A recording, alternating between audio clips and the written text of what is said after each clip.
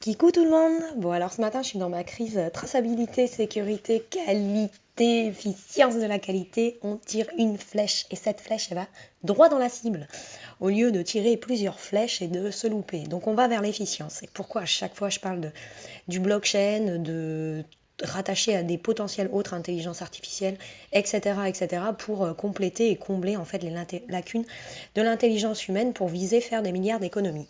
Alors dans cette petite présentation, enfin bon bref, j'ai retrouvé un brouillon dans mes affaires que j'avais fait, donc j'ai eu envie en fait de vous expliciter mon brouillon et les notes que j'avais prises parce que moi je suis une Miss Papier qui traîne partout et à chaque fois j'y mets et j'appose des idées au regard de la gestion des risques. Et là j'ai eu envie de faire blockchain, crypto. D'un côté j'ai fait une colonne avec force et opportunité et de l'autre faiblesse et menace. Donc je vais essayer d'être succincte. Donc la première chose que je vois dans force et opportunité de ces nouvelles technologies, c'est l'efficience d'une traçabilité, qualité, sécurité, protection environnementale, etc. Donc des économies de dingue. Et à côté de ça, une ultra responsabilisation, non pas des citoyens comme il est en train de se passer actuellement, mais bien des élus et de ceux qui sont payés pour prendre les décisions et les responsabilités et qui souvent, indirectement, esquivent leurs responsabilités. Donc cette fois-ci, avec cette technologie, on est capable de savoir qui a fait quoi, quand, comment, pourquoi, à quelle période, etc.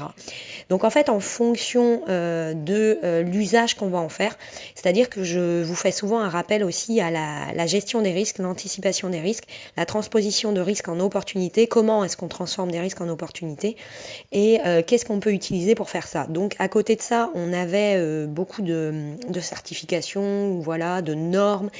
Vous connaissez l'ISO 9001, 14000 pour l'environnement, etc. HACCP pour les normes en agroalimentaire, la sécurité alimentaire. On en a plein, on en a plein. Donc ça, il faut vraiment le déployer, mais au niveau gouvernemental, Nations Unies. Et cette technologie nous permettrait de le faire.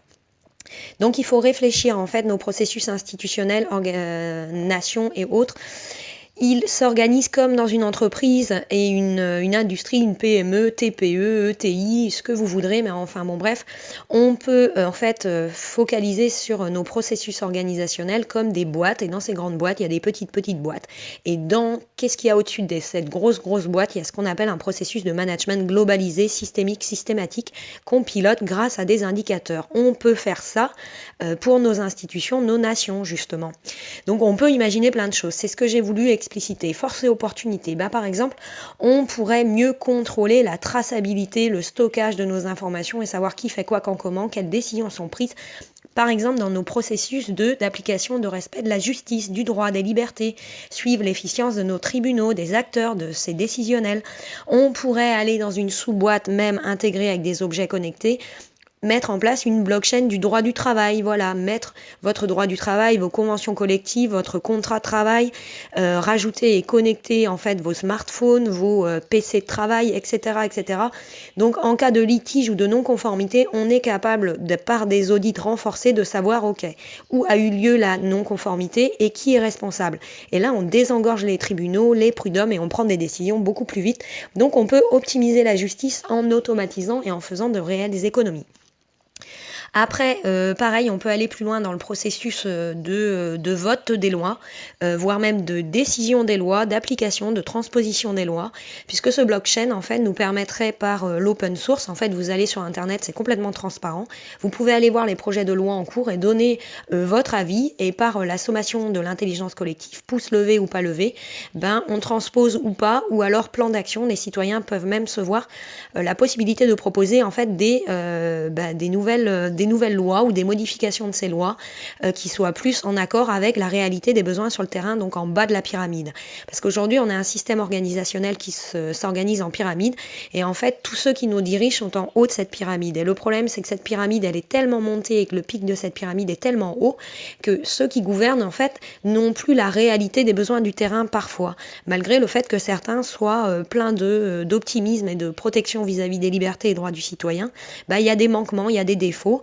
et on n'est pas complètement en cohérence avec les besoins. Donc il faudrait mettre plus de démocratie citoyenne avec la possibilité de mettre sur l'open source indirectement tous ces données, ces textes de loi en cours et de rendre le citoyen plus responsable et de donner en fait ses avis et d'agir dans la citoyenneté et de le récompenser, pourquoi pas par des tokens gouvernementaux. Voilà, ça éviterait de mettre en place le revenu universel et qu'on soit en fait aide sociale ou gouvernement dépendant. Donc on demande aux gens d'être plus responsables et ça pourrait contrebalancer en fait les pertes d'emploi actuelles. Donc on pourrait grâce à tout ça aussi, toujours dans le cadre des lois, des décisions, des cas de jurisprudence, des textes et autres, à ce blockchain, donc on stocke les lois, on y rajoute de l'intelligence artificielle, on fait un petit nettoyage. En fait on demande à cette intelligence artificielle de trier et d'identifier en fait les vides juridiques, cette organisation en Tetris avec des boîtes qui s'empilent pas dans d'autres boîtes. Donc on met en évidence les non-sens du droit et après par audit humain, justement et professionnalisme, éthique et déontologie, on cible et soit on invalide des textes ou soit au contraire on vient les préciser et les renforcer pour que ce soit en cohérence. Pourquoi on fait ça ? Pour éviter en fait les abus de privilèges de droit ou les vides juridiques, l'absence de respect d'application des droits et des libertés. Voilà. Et on évite par là même les fraudes, les abus de faiblesse, les abus de pouvoir, les privilèges comme j'ai dit. Donc on nettoie, on fait des milliards d'économies. Allez, plus de qualité, de rigueur, de responsabilisation dans le droit. On peut aller beaucoup plus loin, donc dans ce processus en fait de gestion avec le modèle de porteur ou ce qu'on appelle en qualité, sécurité, environnement la roue de Deming, ce qui vise l'amélioration continue de la production des entreprises, on l'applique en fait dans nos institutions, nos États. Donc plus de qualité, on peut aussi intégrer en fait ces nouvelles technologies dans la gestion du processus des comptes publics. On pourrait imaginer aussi la gestion des dépenses publiques qui est rattachée à cette même boîte. On pourrait optimiser également les dépenses de santé, diminuer ainsi les coûts mutuels, les cotisations santé, etc. etc. C'est-à-dire, voilà, quelle est la charge de nos impôts qui sont imputés sur ce processus de gestion de la santé, comment sont répartis nos impôts, quelle est la charge à couvrir par les citoyens, comment sont alloués ces flux financiers dans le sens de la protection de la santé et est-ce que en données de sortie, on répond vraiment à des exigences d'équité, de parité au niveau de la santé, etc. etc. Est-ce que les plans d'action visant la santé qui sont mis en place en fait sont efficients sur le court, moyen et long terme, puisqu'aujourd'hui on voit bien qu'il n'y a pas eu d'anticipation de la montée de la pyramide des âges et on a beaucoup de personnes âgées qui sont complètement laissées pour compte ou alors on a des mutuelles qui deviennent très onéreuses et on a beaucoup de gens qui n'ont plus soin de santé, qui peuvent même plus aller chez le dentiste, etc., etc., même plus utiliser l'ophtalmo. Enfin bon bref, donc là c'est aussi un processus à optimiser, donc ça le blockchain, l'intelligence artificielle, les objets connectés, la responsabilisation des acteurs de santé peut nous aider à le faire. On peut aller plus loin, pareil, les processus de production pharmaceutique, là aussi, qui fait quoi, avec quoi, quand, comment, où c'est distribué, traçabilité intégrale, c'est-à-dire où le principe actif est produit, est-ce qu'il y a des dossiers d'AMM, autorisation de mise sur le marché, combien de temps pour les valider, qui les a validés, quel principe actif est dedans, est-ce que ces principes actifs rattachés à des fichiers INRS ou autres, enfin bon bref, on est capable d'identifier en fait les principes actifs qui sont nocifs ou pas pour la santé, donc combien ont été produits de ces principes actifs, quelles sont les incidences à court, moyen et long terme sur la santé, comment on bloque les productions et surtout si production il y a eu, comment on responsabilise. Et là aussi, on répartit la charge de l'impôt parce que quelqu'un qui produit massivement et qui cible la planète entière et des enfants sur cette planète, voilà, s'il produit de la cochonnerie, il faut le responsabiliser.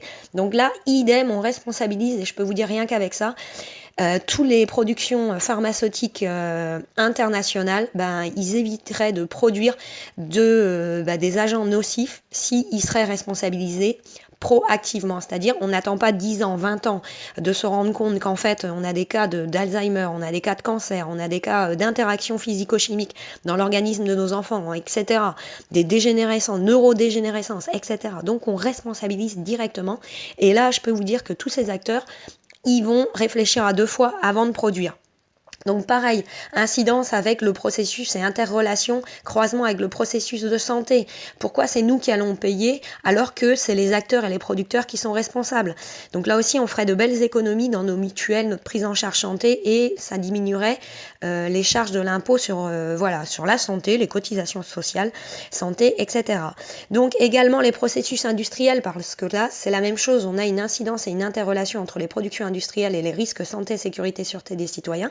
Donc là aussi, c'est qui a fait quoi, en quelle quantité, où ça a été distribué, quelle traçabilité pour le citoyen, quels sont les éléments qui constituent ces aliments ou pas, quels sont les adjuvants qui ont été rajoutés, etc., etc. Est-ce qu'il y a une responsabilité dans un risque chimique potentiel? On est capable de là aussi de mettre en interrelation avec les fiches INRS santé et tout, voilà, risque santé. Avec l'intelligence artificielle, on est capable de faire une cotation des risques globalisés, et là aussi, fauteur de troubles ou responsable de l'altération de la santé-sécurité des citoyens, ils payent, voilà. Et c'est plus le citoyen qui paye, mais c'est les producteurs ou ceux qui ont pris la responsabilité et qui ont autorisé la mise sur le marché de ces trucs. Voilà, allez, ta. Donc on responsabilise, donc on peut aller plus loin, donc on va responsabiliser les fauteurs de troubles. Il y a quelque chose que je dis souvent aussi, j'aime bien en parler, c'est faut responsabiliser au plus haut niveau, par exemple mettre en place aussi un processus renforcé sur l'identification du KYC des élus. Voilà, dans les banques en fait, c'est très à la mode, vous entendez tous parler de KYC, c'est Know Your Client, Know Your Customer. En fait, tout simplement, c'est une fiche de renseignement sur vous pour savoir si vous êtes solvable dans une banque. Et en cas de problème, est-ce que vous êtes est-ce que vous avez suffisamment de deniers? Quelle sont la fréquence de vos revenus? Où vous travaillez? À quelle fréquence vous consommez? Quels moyens de paiement vous utilisez? Etc. Donc ça, en fait, on peut le transposer sur nos élus et tout simplement le transposer en disant ok, combien de comptes ont-ils d'ouverts, où ces comptes sont ouverts, au niveau des impôts, combien paient-ils d'impôts, s'ils ont procédé par exode fiscal, où sont-ils localisés, avec quel cabinet d'avocats travaillent-ils pour faire de l'optimisation fiscale, ont-ils été redressés fiscalement, est-ce qu'ils ont créé des sociétés, combien ils ont créé de sociétés, est-ce qu'il y a des redressements judiciaires ou des liquidations sur ces sociétés, etc., etc. Donc on va beaucoup plus à fond sur l'identification de nos élus, et à partir du moment où une personne veut représenter la nation ou des citoyens, il doit accepter à ce moment-là une transparence maximum sur ses actions. Et plus la personne au gouvernement a de responsabilités, et plus en fait on renforce le KYC, c'est-à-dire que plus le questionnaire en fait, il est grand, et plus le citoyen est en droit de connaître tous les renseignements sur les élus. Parce qu'aujourd'hui, on voit bien qu'on est en train de tracer le citoyen, mais avant de tracer le citoyen, en fait, il faut être capable de cibler les risques majeurs. Et notamment, à mon sens, ils sont portés par les élus, les décisions gouvernementales, les plans d'action des gouvernements. Qui fait quoi, quand, comment, est-ce que c'est efficace dans le temps, combien ça nous coûte, et si c'est pas efficient, quel autre plan d'action alternatif on met en place, action curative, préventive, etc., etc. Voilà, comme dans une entreprise, on fait pareil. Pareil, on pourrait avoir, grâce à ces technologies, force et opportunité, on pourrait cibler notre processus impôts direct et indirect mis en place par le gouvernement. À quoi servent nos impôts? Quelle est la charge de nos impôts? Quelle efficience de la répartition de ces richesses? Et de l'autre côté, voilà, taxation et privilèges. Pourquoi est-ce que les hauts dirigeants ont des avantages fiscaux alors que c'est eux qui gagnent le plus? Je fais allusion à Christine Lagarde et bien d'autres. Qui ont des privilèges en termes d'impôts, c'est pas logique. Donc tout ce qui est pas logique et à but de privilège, il est temps d'abolir, et il y aura moins de montée de tyrannie. Donc voilà. Et après, blockchain, crypto, il y a un truc dont on parle souvent aussi dans les forces et opportunités.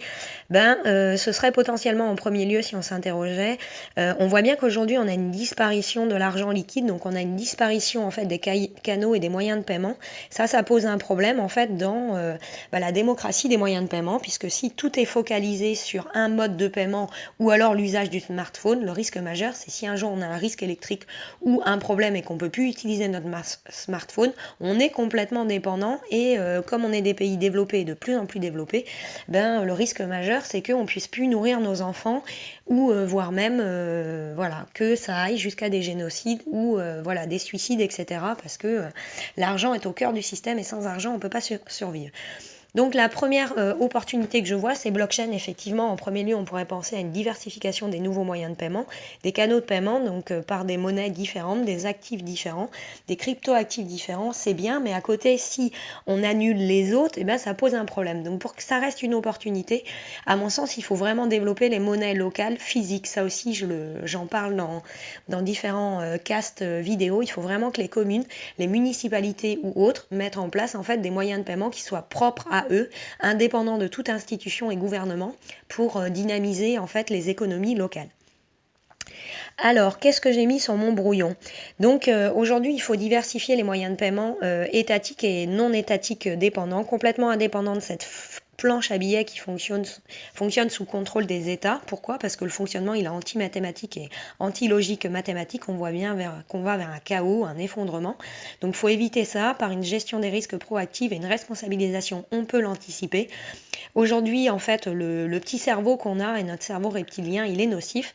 Donc, pour pas que nos opportunités se transforment en risques, il faut vraiment prendre conscience en fait qu'on a un gros problème, c'est notre avidité, parfois notre manque d'empathie, notre irrationalité, voilà, à court terme, qui vise à faire plus d'argent et encore plus d'argent au détriment de la santé, sécurité des autres. Et ça, c'est pas bien.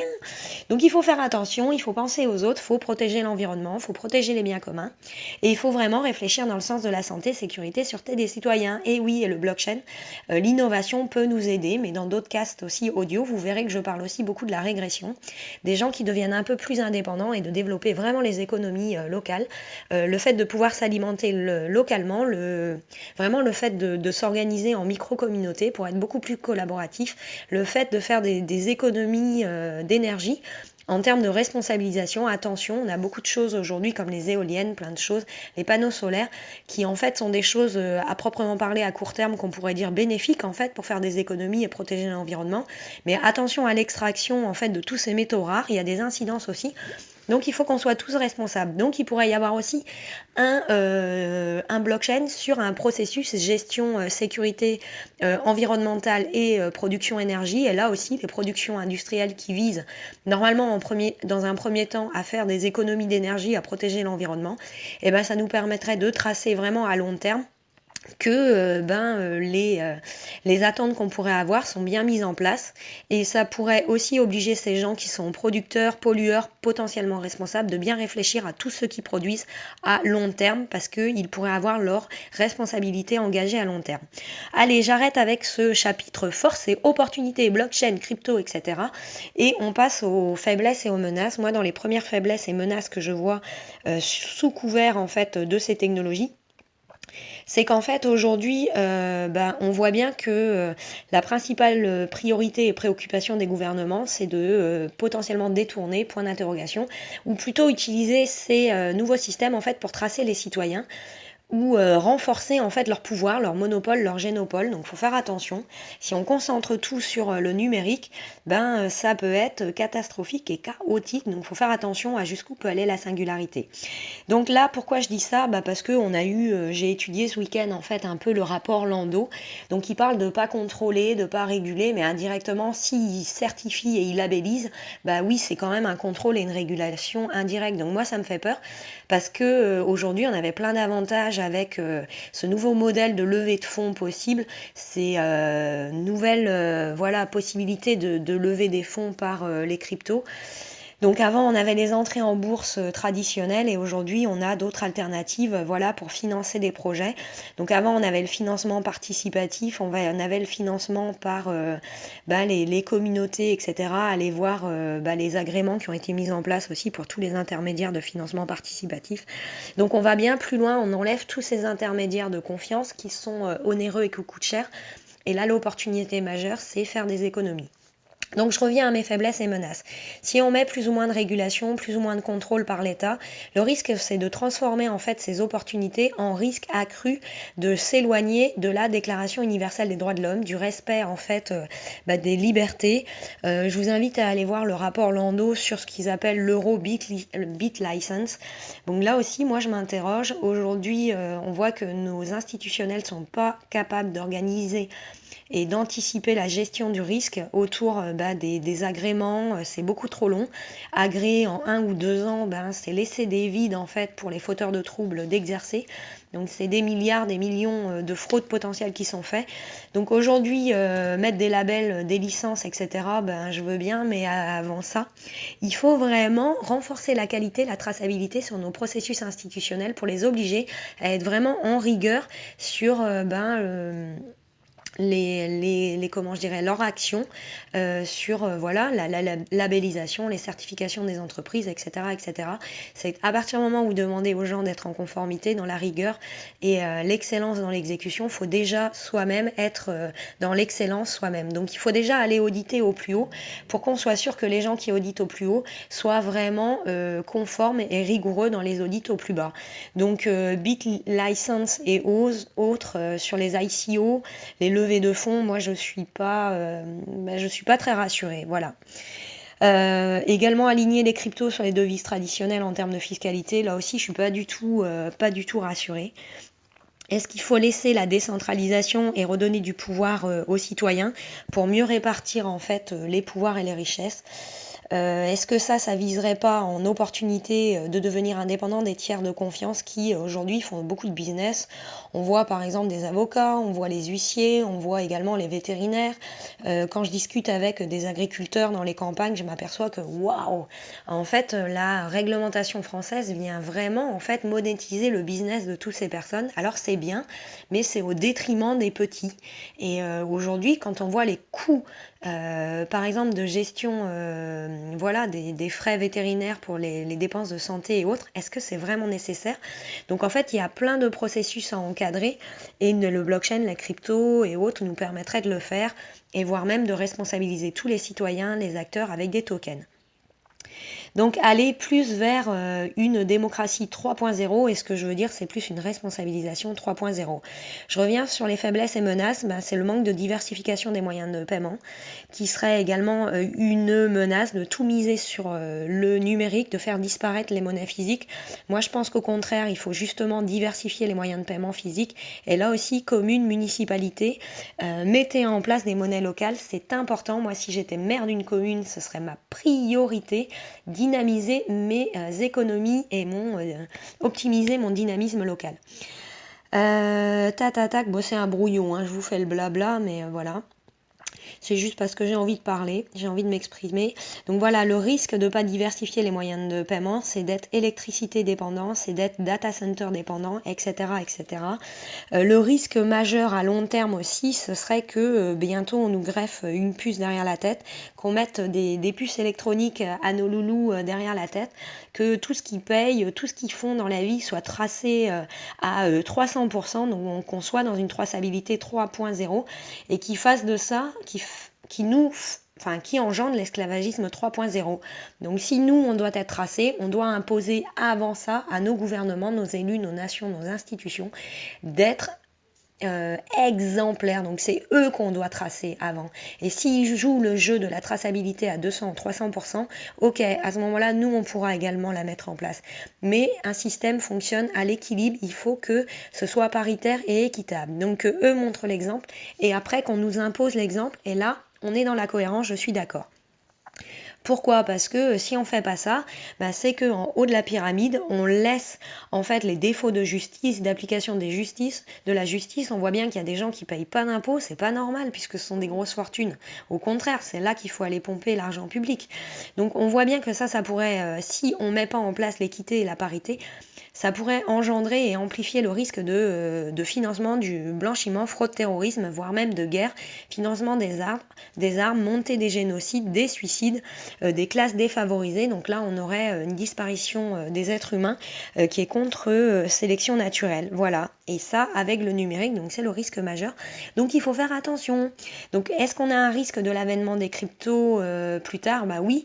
Si aujourd'hui, en fait, l'État prend le pouvoir, régule et contrôle et décide, par exemple, de mettre en place des cryptos étatiques et qu'à côté, ils font disparaître tous les moyens de paiement alternatifs, là, oui, effectivement, le risque majeur, c'est que eux n'imposent pas la rigueur pour eux, mais que nous, on soit tracés à 300%. Donc en fait, ça pourrait les conduire plus tard, en fait, passivement, tranquillement, sans que personne s'en aperçoive, à mettre en place en fait des cryptos étatiques, à interdire en fait les altes majeures, mineures et alternatives, et encore faire interdire en fait les cryptos anonymes pour ne conserver que les cryptos étatiques, c'est-à-dire les cryptos que eux ont décidé de mettre en place. Et ça, ce serait un petit tour d'entourloupe, je dirais, pour nous obliger justement à être dans l'esclavagisme 3.0. Donc il faut faire attention. et il faut bien réfléchir. Donc voilà, c'est un peu brouillon, mais voilà, j'avais juste envie de parler, c'était juste histoire de parler. On est dimanche, c'est cool, il fait beau, donc voilà, j'avais envie de m'exprimer. Allez, je vous dis à bientôt, faites attention à tout ça, réfléchissez à quel impact et répercussions en fait de ces nouvelles technologies et comment en fait on pourrait mettre en place peut-être un système basé sur l'intelligence collective en d'un côté en régressant, c'est-à-dire en consommant moins, en étant moins dépendant en fait de ces institutions, des aides sociales, en produisant plus local. Si justement nos maires de communes s'activaient et se responsabilisaient sur comment est-ce que je m'assure en cas de gestion de risque majeur de la survie en fait de mes citoyens. Voilà. Allez, je vous fais le gros bisou, pensez à vous et comme je le dis souvent, pensez aux autres. Allez, à pas, à bientôt.